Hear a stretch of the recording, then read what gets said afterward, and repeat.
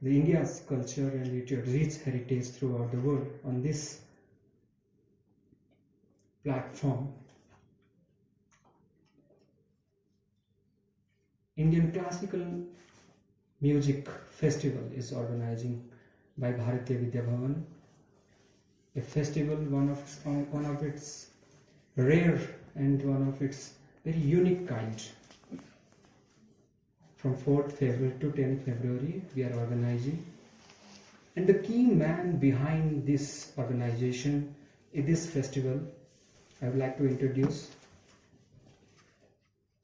the Wisdom, the group which is in front of you. You can see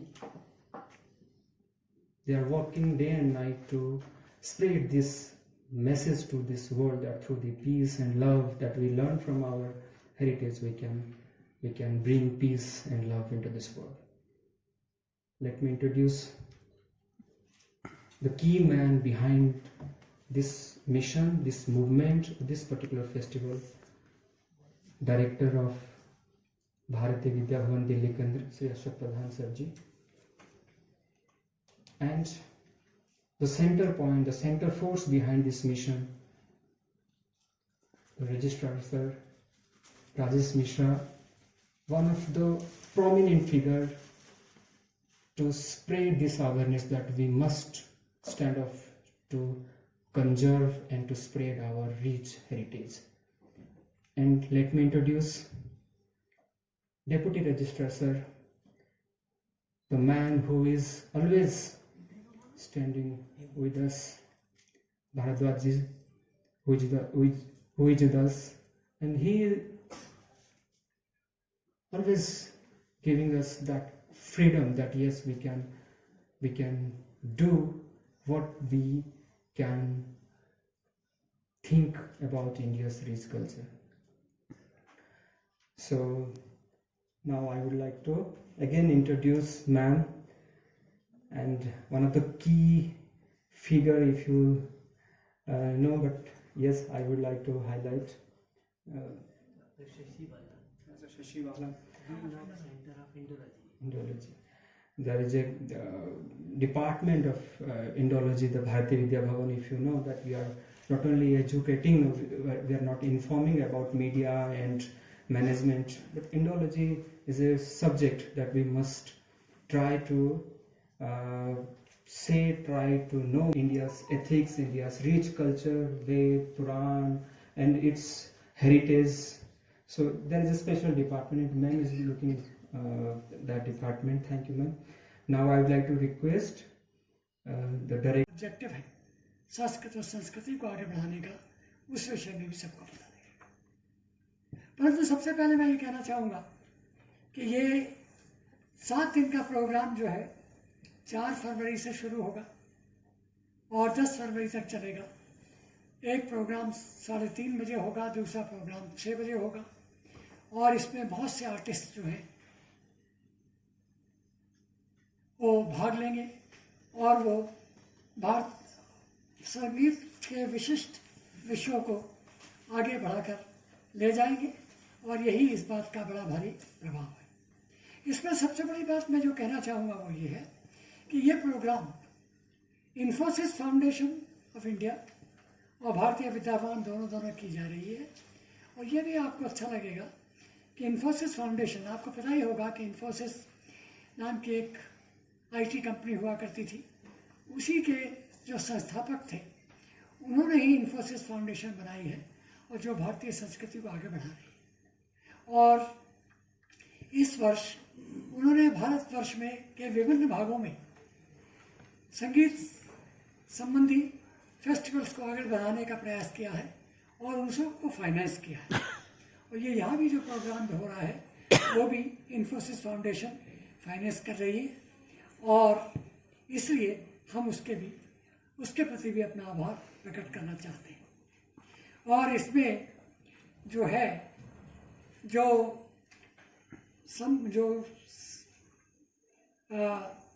Hindi का classical music का जो programme 3:30 बजे 4 तारीख को शुरू होगा, उसमें क्षितिज माथुर जी वोकल प्रेजेंट करेंगे। उसके बाद दास्तान गोई, ये आर्ट ऑफ स्टोरी टेलिंग आएगी।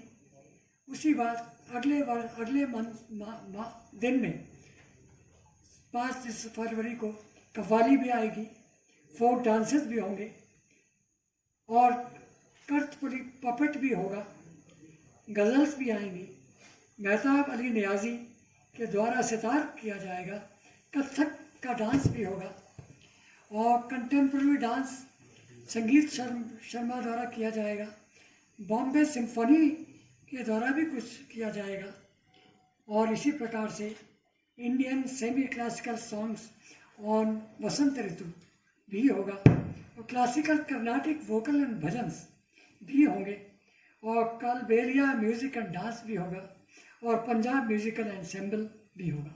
विभिन्न प्रकार के जो आर्टिस्ट हैं और विभिन्न प्रकार के संगीत के अंग हैं, उन सबको प्रस्तुत किया जाए।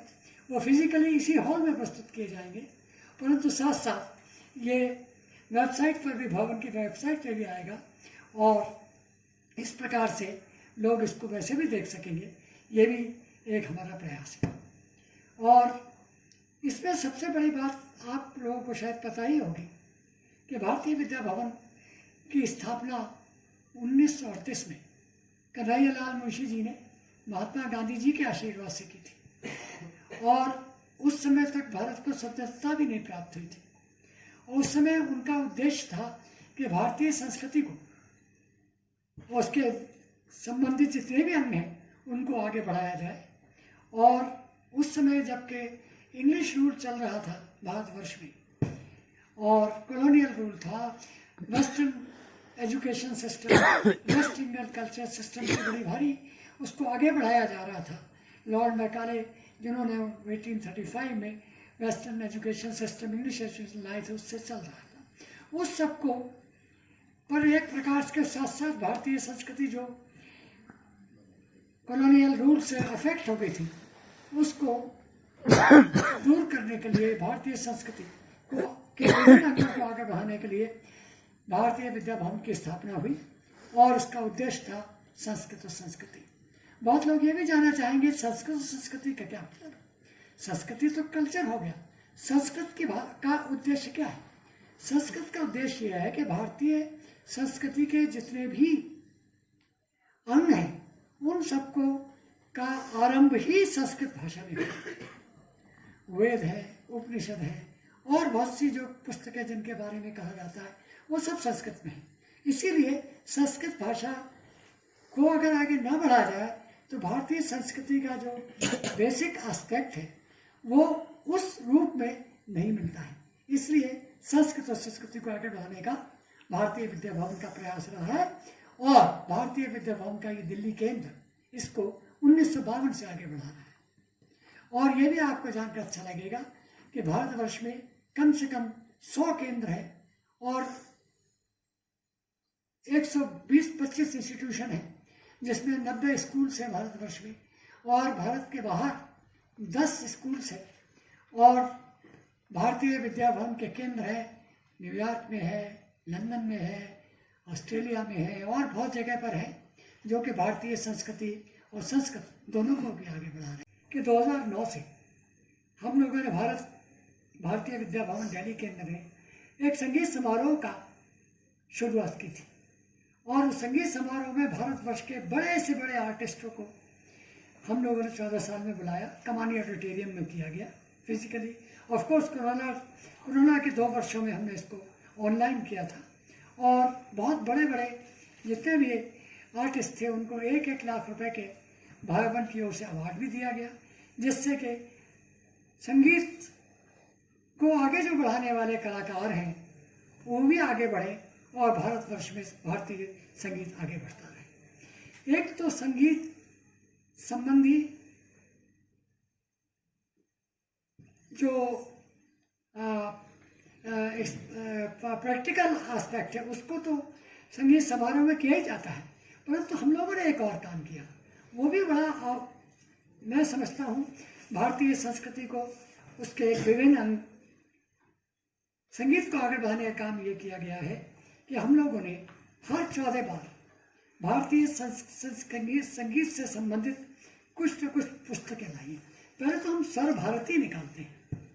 इस स्वर भारती को भी सबको पसंद ऐसे ही फ्री दिया जाता है। इसमें किन किन आर्टिस्ट ने भाग लिया, कौन कौन के आर्टिस्ट बुलाए गए, कौन कौन के आर्टिस्ट को अवार्ड मिले, ये भी होता है।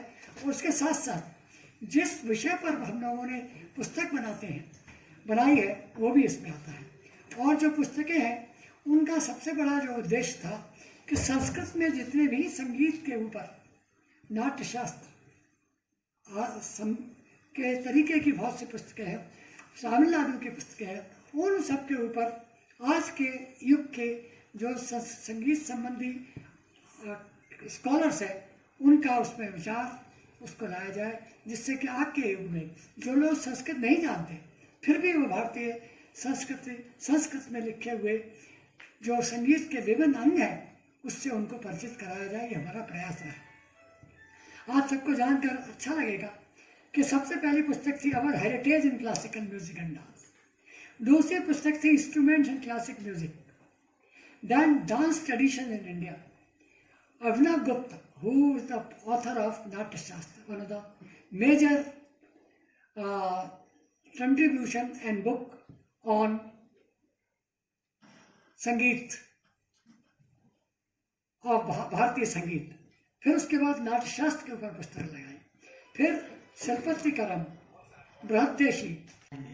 आपको ये भी जानकर बड़ा अच्छा लगेगा कि किसी समय में हम लोगों ने अभी तक क्या किया है। इसमें संस्कृत संबंधित हम लोगों ने इंटरनेशनल यहाँ पर कॉन्फ्रेंसेस की, जिसके बाद में उनके जो भी लेक्चरर्स आए उन पर संस्कृत इन सिल्क रूट पर पुस्तक निकाली, संस्कृत ऑन मैरीटाइम रूट पर पुस्तक निकाली, संस्कृत एंड यूरोप पर पुस्तक निकाली।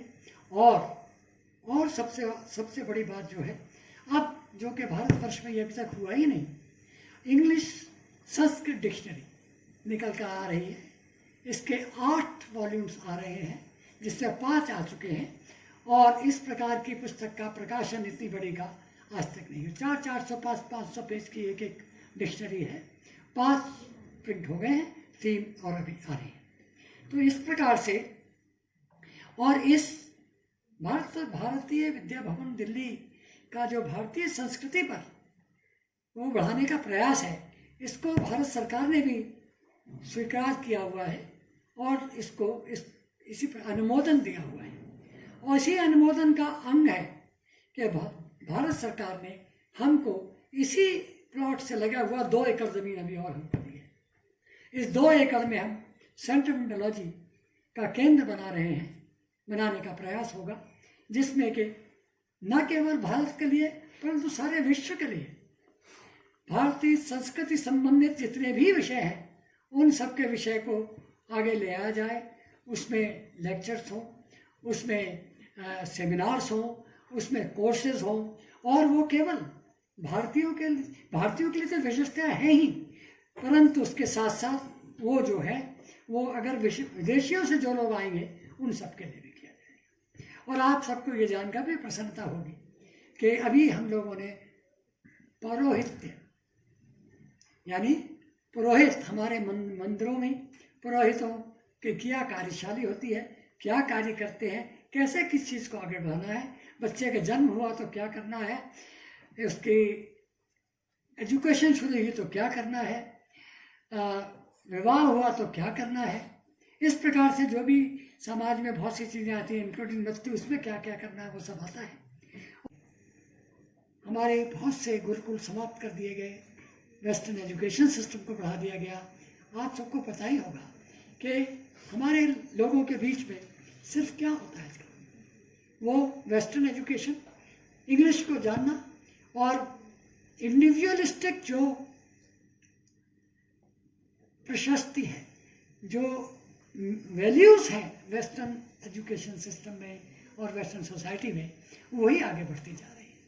जहाँ जॉइंट फैमिली होती थी, जिसमें बच्चों को दादा दादी से सबसे भारतीय संस्कृति में पता लगता था, वो समाप्त हो रहा जा रहा है, क्योंकि आज सिंगल यूनिट फैमिली बन गई है, जिसमें पति पत्नी दोनों भी काम करते हैं, तो बच्चों को भारतीय संस्कृति से कोई संबंध ही नहीं हो पाता। तो ये सब इन चीज़ों को धीरे धीरे बढ़ाने के लिए जो है सबसे इम्पॉर्टेंट चीज़ जो ये है कि भारतीय विद्या भवन ने एजुकेशन सिस्टम में वेस्टर्न एजुकेशन सिस्टम के चलने के साथ साथ इंडिपेंडेंस के बाद भी 1938 से शुरू किया था कि केजी से लेकर ऊपर तक भारतीय संस्कृत के जो मूल्य हैं, जो हमारे ऑब्जेक्टिव्स हैं, जो हमारी आधारित वस्तुएं हैं और जो हमारे व्यक्तित्व को प्रभावित करते हैं, अच्छी ओर वसुधैव कुटुंबकम जैसे कहा जाता है, इस प्रकार की चीज़ों को आगे बढ़ाने के लिए भारतीय विद्या भवन 1900